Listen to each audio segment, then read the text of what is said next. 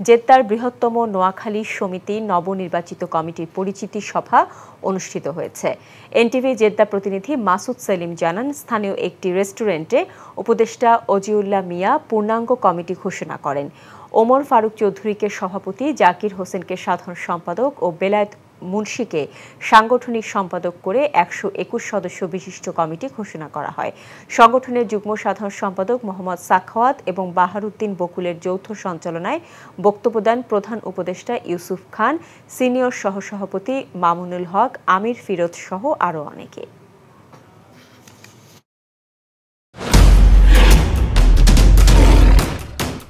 Masud chairman চাপলে কি জানোস না?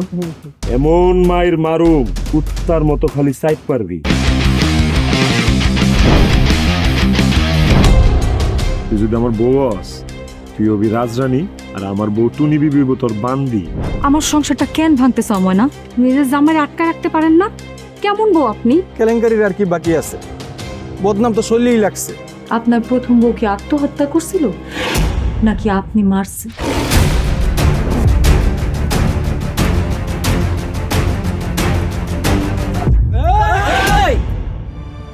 ময়না তো পালাইতে চায় না। ওরে পালাইতে হইবই। ময়না রে, তুই আমারে মাফ করে দিস। আমারে খাওয়ানোর মধ্যে বিষ মাখায় মেরা ফলাইতে চাচ্ছে। মাইরা একেবারে আম গাছের লগে ঝুলাই দিবেন, যেমনি আপনার বড় বড় মাইরা ঝুলাইছিলেন।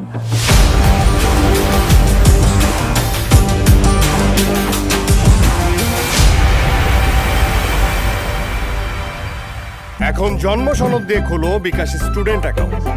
নিজের বিকাশ নিজে কর।